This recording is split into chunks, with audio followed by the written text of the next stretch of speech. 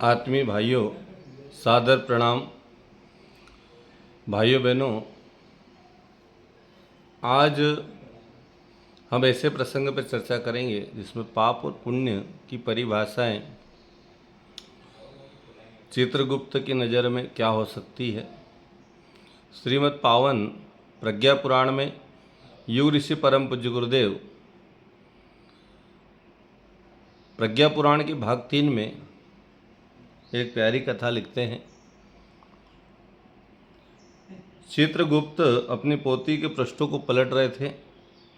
यमदूतों द्वारा आज 2 व्यक्तियों को उनके समक्ष पेश किया गया।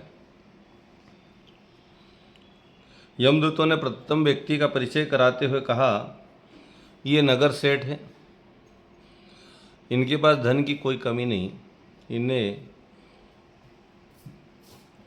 खूब पैसा कमाया और समाज हित के लिए धर्मशालाएं, मंदिर, कुआं, विद्यालय जैसे अनेक निर्माण कार्य किए।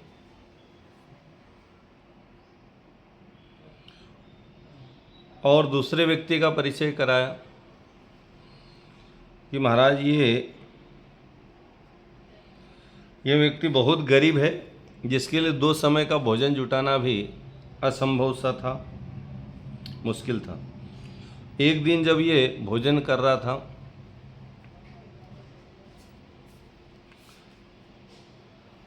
तो एक भूखा कुत्ता इसके सामने आया। इन्होंने स्वयं भोजन न करके सारी रोटियां उस कुत्ते को खिला दी और स्वयं को भूखे रखकर दूसरी क्षुधा शांत की। अब आप ही बताइए, इन दोनों के लिए क्या आज्ञा है। तब चित्रगुप्त काफ़ी देर तक अपनी पोथी के पृष्ठों पर आके गड़ाए रहे और उन्होंने बड़ी गंभीरता से कहा कि धनी व्यक्ति को नरक में डाल दिया जाए और इस गरीब व्यक्ति को स्वर्गम भेजा जाए। चित्रगुप्त के इस निर्णय से दोनों आगंतुक जो व्यक्ति थे दोनों ही अचंभित थे। फिर चित्रगुप्त ने स्पष्टीकरण देते हुए धनी व्यक्ति ने निर्धन और गरीबों को बुरी तरह शोषण किया, उनकी व्यवस्थाओं का दुरुपयोग किया और उस पैसे से ऐशो और आराम का जीवन व्यतीत। यदि बचे हुए धन का एक अंश लोकेशणा के लिए दान कर भी दिया तो क्या फर्क पड़ता है। दान भी किया तो लोकेशणा के लिए किया, लोगों से हमें सम्मान प्राप्त हो। आज आदमी दान करता तो सबसे पहले अपने नाम की घोषणा करवाता, 10 जगह बताएगा कि मैंने इतना किया है, और वो लोकेशना ही व्यक्ति के उस पुण्य को नष्ट कर देती। फिर दान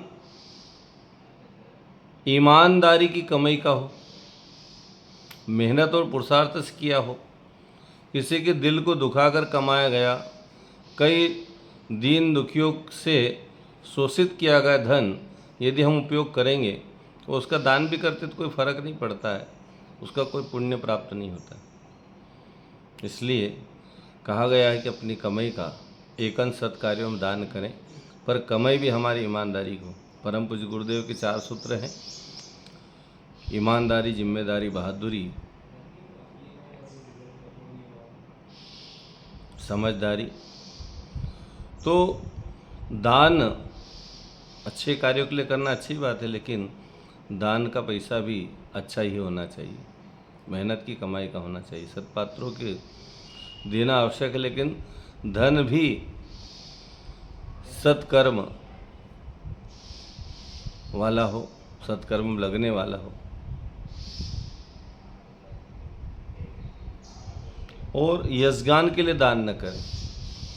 इसलिए प्राचीन समय में कहा जाता था कि दान एक हाथ से दे तो दूसरे हाथ को पता नहीं लगना चाहिए, लेकिन यहाँ पर तो ढिंडोरा पीटा जाएगा। हम इतना दान करते हैं, हमने इतना दान किया, हमने इस कार्य के लिए लगाया, प्रदर्शन बढ़ रहा है।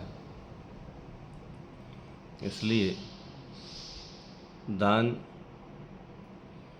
गुप्त दान को बड़ा बताया गया। कई लोग आज भी ऐसे हैं जो दान देते समय अपना नाम नहीं लिखवाते हैं, संस्थागत दान करते हैं, व्यक्तिगत दान करने की बजाय औरों के नाम से दान करते हैं, ताकि अपने कहीं हम न बढ़े। दान देकर अहंकार पैदा हो जाए कि हमने इतना लगा दिया, एक बार भी कह दिया तो फिर लगाया बेकार हो गया, नष्ट हो गया।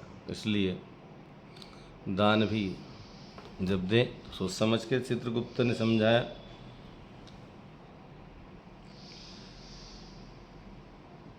निर्माण कार्य के पीछे भावना कार्य कर रही थी कि लोग मेरी प्रशंसा, मेरा यश गाएं। गरीब ने पसीना बहाकर जो कमा उसकी रोटी को भी समय आने पर भूखे कुत्ते के लिए छोड़ दिया। साधन संपन्न होता तो न जाने कितने पुण्य कार्य करता, अभावग्रस्त लोगों की कितनी सहायता करता। पाप और पुण्य का संबंध मानवीय भावनाओं से ही है, क्रियाओं से नहीं।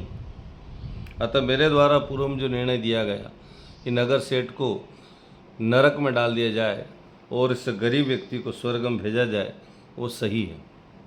सभी ने समाधान पाया और सब संतुष्ट हुए कि वास्तव में ये जो पाप पुण्य है उसकी परिभाषा किस रूप में की जाए। तो पाप पुण्य की परिभाषा यमलोक में, चित्रगुप्त की नज़र में और ईश्वर की नज़र में यही हो सकती है कि हम दान तो दे रहे हैं, लेकिन दान को कमाने के लिए हमारे भाव क्या है। कई हमारे कमाई में कई लोगों के घर तो नहीं उजड़ गए, कई लोगों के घर बर्बाद तो नहीं हो गए, उनका कहीं शोषण तो, उनकी आत्मा तो कहीं दुखी न हो। तो ये भी हमें ध्यान रखना चाहिए। और दूसरा, अपने पुरुषार्थ से कमाया हुआ अपने से ज़्यादा आवश्यक व्यक्ति को सहयोग करना, इससे बड़ा और कोई पुण्य नहीं है। पावन प्रज्ञा पुराण परम पूज्य गुरुदेव, ऋषि परम पूज्य गुरुदेव यही बात हमें समझाना चाहते हैं। भाइयों बहनों, आप सभी अपने जीवन में इस बात को गांठ बांधें कि हमारी कमाई का एक अंश सत्कार्यों में लगे और मेहनत की कमाई का लगे, तब जाकर वह पुण्य फलदायी होता है। और ऐसे शुभ कार्य हम करते रहें, कराते रहें। युग ऋषि के विचारों को हम जन जन तक पहुँचाएँ। आज की जो मूलभूत आवश्यकता है वो ज्ञान यज्ञ है। ज्ञान किसी भी माध्यम से पहुँचे, हम पहुँचाएँ, आप पहुँचाएँ, किसी भी पहुँचाएँ, उस ज्ञान यज्ञ को जन जन तक पहुँचाने के लिए निरंतर लगे रहें। यही आपसे निवेदन। ओम शांति।